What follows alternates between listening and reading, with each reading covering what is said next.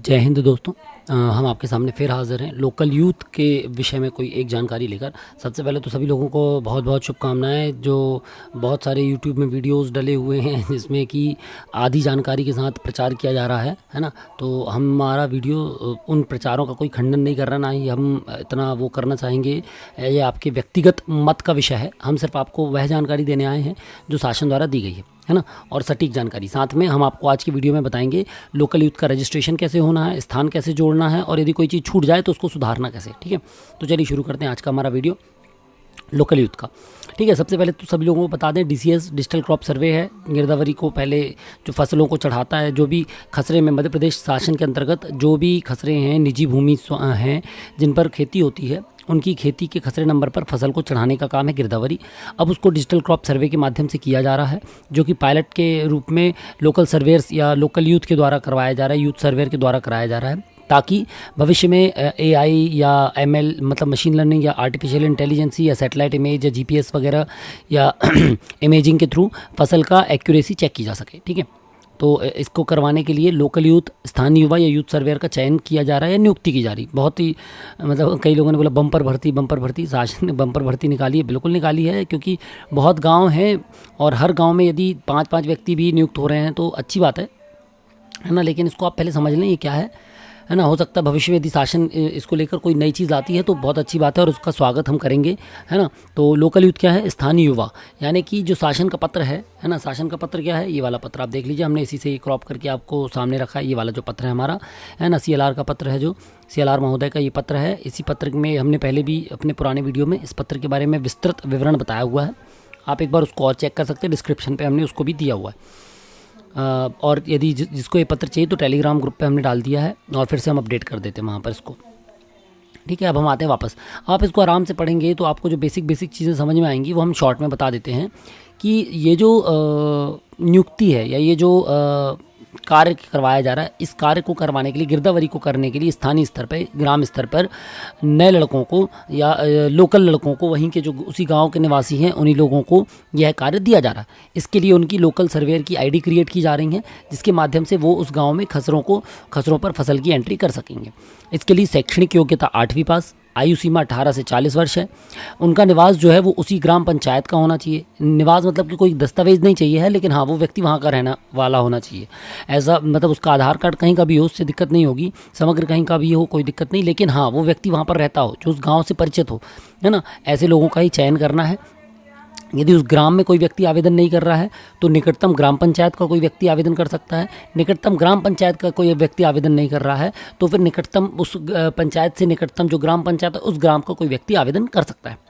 इसके बाद यदि किसी गांव में कोई भी आवेदन नहीं आता है लोकल यूथ सर्वेयर का, लोकल यूथ का या यूथ सर्वेयर का, तो वहाँ पर जो ये गिरदावरी का काम है, डिजिटल क्रॉप सर्वे का काम है, वो वहाँ के पटवारी जी द्वारा किया जाएगा। ठीक है, पत्र के अनुसार जो प्राथमिकता देनी है वो महिला को देनी है। यदि कोई लोकल सर्वेयर का फॉर्म कोई महिला भर रही है तो पहली प्राथमिकता उस महिला को देनी है। ठीक है, अब आता है तकनीकी आवश्यकता। तो इसमें तकनीकी आवश्यकता एंड्रॉयड फ़ोन की है, 6+ वर्जन जिसमें होगा फ़ोन का। ठीक है, ये देखिए आप पत्र में पढ़ सकते हैं पुराने, ये एंड्रॉयड वर्जन 6+ होना चाहिए जिसमें। ठीक है, और इंटरनेट की सुविधा होनी चाहिए।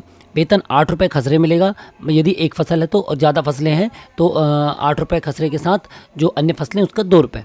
ठीक है, कार्यकाल, जो आपका कार्यकाल है, जो ये काम करेंगे लोकल यूथ, वो केवल 45 दिन के लिए शासन उनको नियुक्त कर रहा है। 45 दिन में केवल आपको पेमेंट उन खसरों की होगी जिसका आप खसरे पे गिरदावरी करेंगे। ठीक है, तो इस चीज़ को बहुत अच्छे से समझ लें और किसी भी भ्रांतियों में आकर जल्दबाजी में कोई भी निर्णय ना करें। पहली चीज़, इसकी ट्रेनिंग 16 तारीख से स्टार्ट होगी। शासन द्वारा अभी कुछ तय नहीं किया गया है कि किसको कैसे खसरे बांटना है, कितने खसरे बांटना है। तो एक ग्राम में कितने भी आवेदन आ सकते हैं। यदि वो इन पात्रताओं में से यदि किसी पात्रता के अंतर्गत आ रहे हैं तो उनको आप खारिज कर सकते हैं। यदि कोई व्यक्ति है कटनी ज़िले में, यदि किसी जबलपुर ज़िले का कोई व्यक्ति आवेदन कर रहा है तो उसको निरस्त कर दें। ठीक है, कोई लोकल यूथ के अलावा कोई और पद से वो कर रहा है तो उसको निरस्त कर दें।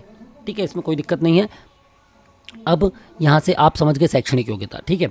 अब हम आते हैं, ये देखिए भुगतान के लिए उन्होंने बताया हुआ 8 रुपये प्रत्येक खसरे के लिए मिलेगा, और अतिरिक्त फसल है तो 2 रुपये मिलेगा, ठीक है। और इस प्रकार ये जो राशि है कैसे आएगी, तहसीलदार द्वारा नियत राशि के सत्यापन, तहसीलदार महोदय द्वारा इसका सत्यापन होगा, जिसके बाद ये आधार से लिंक बैंक खाते में ऑटोमेटिक आ जाएगी, ठीक है, पोर्टल के माध्यम से। तो इसमें ज़्यादा आपको परेशान नहीं होना है। बैंक की, कई लोग शुरू में कह रहे थे बैंक की जानकारी नहीं लेना, तो बैंक की जानकारी से कोई लेना देना नहीं। आपका डीबीटी डायरेक्ट बेनिफिट ट्रांसफर के तहत आधार कार्ड जिससे लिंक होगा जिस खाते से, उसमें डायरेक्ट पेमेंट आ जाएगी, ठीक है। अगला पढ़ाव है हमारा लोकल यूथ का पंजीयन या स्थानीय युवा का पंजीयन। इसके लिए आपको क्या करना है, यहाँ पर जाना है MP भूले की वेबसाइट पर और रजिस्टर्ड एज इंटरनल यूज़र करना है, ठीक है। इस तरीके का एक फॉर्म मिलेगा आपको, कहाँ से, ये डाउनलोड से। इस फॉर्म को डाउनलोड कर लीजिए, इस फॉर्म को थोड़ा सा अपडेट करके ऐसे भर लीजिए, ठीक है। और ये सब चीज़ें भरने के बाद यहाँ पर पटवारी जी के साइन करा के उन्हीं को अपलोड कर दीजिए, फिर वो वेरीफाई कर देंगे, ठीक है। तो अब उसके पहले ये इसके पहले हम एक काम करते हैं, हम पहले देख लें कि ये फॉर्म कैसे भरना है, ठीक है। हम बताते चलते बेसिक आपको। ये देखिए, ये है MP भूले की वेबसाइट, आप देख सकते हैं MPBhulek MPBHULEKH.gov.in, ठीक है। ये वेबसाइट पे आप जाएंगे, आप डाउनलोड पे गए, जैसे ही डाउनलोड पे जाने के बाद इतने सारे ऑप्शन आ रहे हैं, आपको यहाँ पर सिस्टम की आवश्यकता पे क्लिक करना है, ठीक है। फिर से देखिए, यहाँ पर आप गए, यहाँ पर आप डाउनलोड्स में आए, ठीक है। डाउनलोड्स पे आपने गए, डाउनलोड्स पे जाने के बाद सिस्टम रिक्वायरमेंट्स में आप गए। जब आप सिस्टम रिक्वायरमेंट में जाएंगे तो यहाँ पर ये फॉर्म मांगता है अपलोड करने के लिए, ठीक है। तो यहाँ पर ये जो फॉर्म अपलोड करने के लिए मांग रहा है, हमको ये फॉर्म चाहिए। अब ये फॉर्म कहाँ से मिलेगा, तो ये फॉर्म मिलेगा आपको इसी MP भूलेक की वेबसाइट से, ठीक है। MP भूलेक की जब आप वेबसाइट पे जाएंगे डाउनलोड्स पे, तो सिस्टम की आवश्यकता के अंतर ये देखिए दूसरा ऑप्शन है यूज़र रजिस्ट्रेशन फॉर्म स्थानीय युवा। इस पर आपने जैसे ही क्लिक किया, ये इस तरीके का फॉर्म डाउनलोड हो जाएगा, ठीक है। ये है हमारा फॉर्म। इसमें आपका नाम, middle name, last name, father's name, gender, date of birth, masked Aadhaar number या आधार नंबर भी लिख सकते हैं आप, मोबाइल नंबर, ईमेल आईडी, आपके पास 6+ स्मार्टफोन है यानी, लोकल यूथ पे टिक कर दीजिए, district, tehsil, village, mobile number. Education qualification में यहीं पर लिखना है, 8वीं है, 10वीं है, BA है, BCom है, MBA है, PhD है, जो भी है यहाँ पर लिखना है। फिर सक्रिय या निष्क्रिय, सक्रिय निष्क्रिय इसलिए होता है, मान लीजिए किसी कारण से आपकी ID ब्लॉक हो जाती है, ठीक है, गलत पासवर्ड डालने से कई बार क्या होता है ID ब्लॉक हो जाती है, तो उसको चालू कराने के लिए यहाँ पर हम निष्क्रिय है तो उसको चालू कराने के लिए लिखते हैं कि अभी निष्क्रिय, उसको चालू कराना है। तो हालांकि अभी आप डालेंगे सक्रिय पे क्लिक कर सकते हैं, इसको छोड़कर भी आगे बढ़ा सकते हैं। यहाँ पर अपने साइन, यहाँ पर डेट और यहाँ पर दोनों पे टिक, ठीक है। ये देखिए यहाँ पर लिखा हुआ स्थानीय ग्राम या पंचायत निवासी, दस्तावेज ना हो तो भी चलेगा लेकिन निवासी हो, है ना। मान लीजिए मेरे दस्तावेज जो बने हैं वो महाराष्ट्र के बने हैं, लेकिन मैं अपने गांव में रह रहा हूँ, तो मैं उस गांव का निवासी हूँ, ये महत्वपूर्ण है। दस्तावेज हो तो और अच्छी बात है, ठीक है। फिर यहाँ पर सत्यापित पे टिक करके आप साइन करके दे दीजिए, ठीक है। इस तरीके का फॉर्म हमारे पास आ जाएगा। फिर जब फॉर्म आ जाएगा तब हमको जब दोबारा हम फॉर्म भरने आएंगे, तो ये देखिए, एक मिनट में कहाँ से आ गया,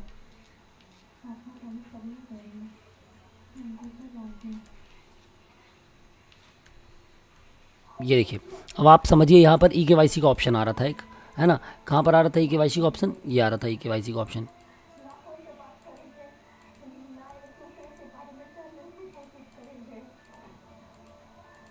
एक मिनट, ये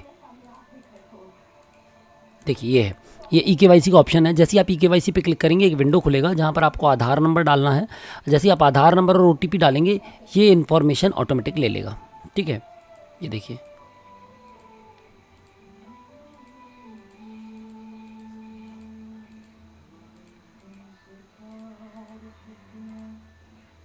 ठीक है। जैसे ही हमने यहाँ पर EKYC देखिए आ गया, यहाँ पर हमने आधार नंबर डाला, OTP डाला,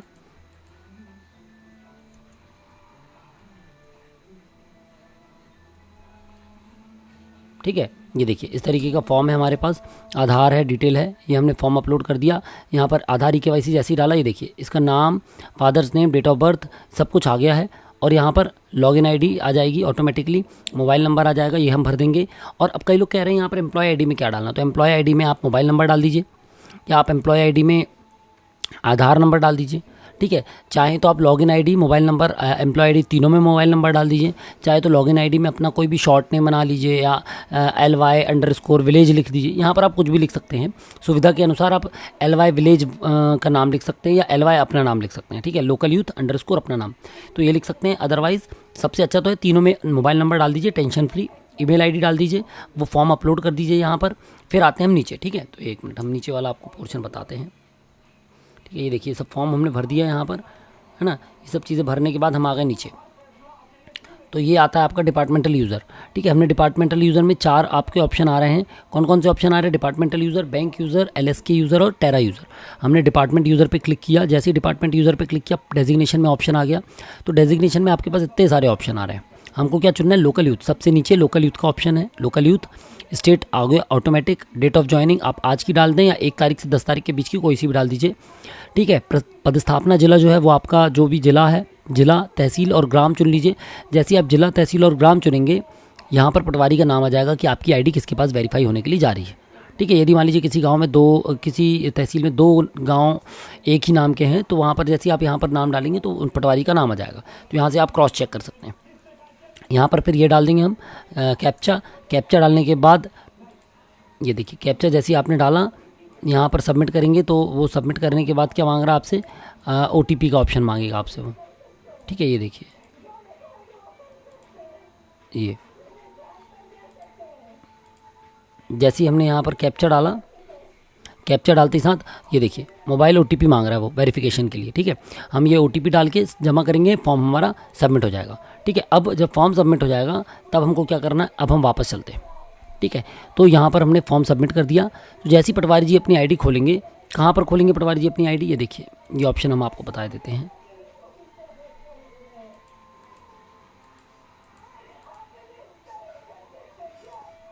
है ना, ये पटवारी जी लॉगिन करेंगे यहाँ पर, तो ये जो ऑप्शन है यूज़र वेरीफायर। ठीक है, इस ऑप्शन पे क्लिक करेंगे हम। ये ऑप्शन पे आने के बाद इस तरीके से जो हमारे पास आवेदन है, आवेदनों की संख्या मिल जाएगी। अब हमको इसमें 2 काम करने हैं, पहला वेरीफाई और दूसरा अप्रूव। तो पहले आप गौर से देख सकते हैं यहाँ पर प्राप्त आवेदन हमारे पास कितने हैं? 10 हैं। ठीक है, हमको क्या करना है? तो हम सबसे पहले कर रहे हैं सत्यापन, है ना, वेरीफाई। सत्यापन कर रहे हैं। सत्यापन करने के लिए इस पर क्लिक करेंगे। ये जो लॉगिन नंबर लिखे हुए हैं ये पटवारी जी की आईडी है। पटवारी की आईडी कैसे वेरीफाई करना हम वो बता रहे हैं। इस पर क्लिक करेंगे लॉगिन आईडी पे।